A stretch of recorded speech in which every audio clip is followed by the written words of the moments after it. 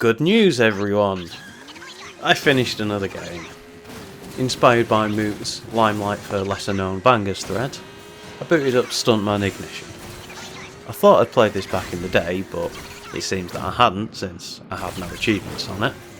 The original Stuntman on PS2 is one of my favourite games of all time. Like this one, it was much maligned for its difficulty. I certainly remember having a difficulty with a lot of levels, but not controller snapping levels of frustration. So I wasn't expecting to breeze through Ignition the way I did.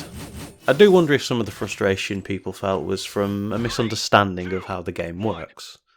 Although there are various action set pieces or stunts that the game asks you to do, they aren't actually required.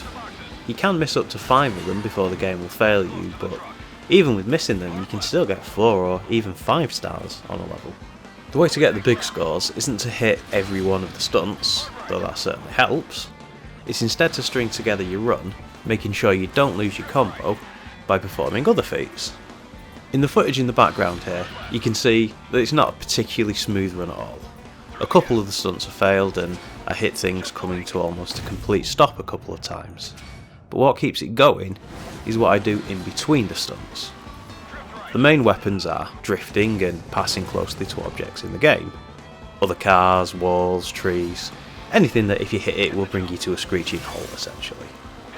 Anytime your vehicle spins in the air, and if you're on a bike anytime spent doing a wheelie, will also extend your combo. I'm also not sure if people expect to be able to run through the levels first time. If that's the case, you'll be sorely disappointed. It's a game about learning the course and figuring out what you can do between each stunt. A run ending isn't a failure, because you should be able to learn something about why it ended. It can be tough to get through a level at times, but it'll very rarely be unfair. I don't think I'm done forever with Ignition, but having gone through getting 3 stars on every level, including the odd job ones, I'm happy to call it complete. I can see myself loading it up occasionally to try and string together a 5-star run on another level, and I'd like to have a tinker with the level creation, but that's just garnish. The meat of it is done and it was damn good meat. Aside from that, there isn't much else to report. Destiny trundles along, but nothing major ticked off. Spent some time on 3s, but haven't improved my high score, and I popped into Minecraft, but mostly spent time mining Deep Slate for a project I haven't decided on yet. I was on Halo Infinite earlier in the week, but I'm coming to the conclusion that it might actually be rubbish, so I haven't had much motivation to go back on. I have added all the 360 disc-based games to How Long to Beat, which I'll link to in the description, and the pile of shame now stands at 385. This is slightly misleading as I've actually played a lot of them, I just can't recall on a lot how far through I got, or if I did actually finish them. This doesn't include the games I inherited from Rave. There will be some overlap, but that's 3 storage boxes of 360 games, plus another 3 of various other consoles.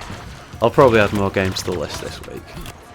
I'm dreading looking at the PS2, Xbox, GameCube era because there's so much it picks up for free or next to nothing down the years, but it'll probably help to have it on a list like that where I can see how much of a time investment something will be.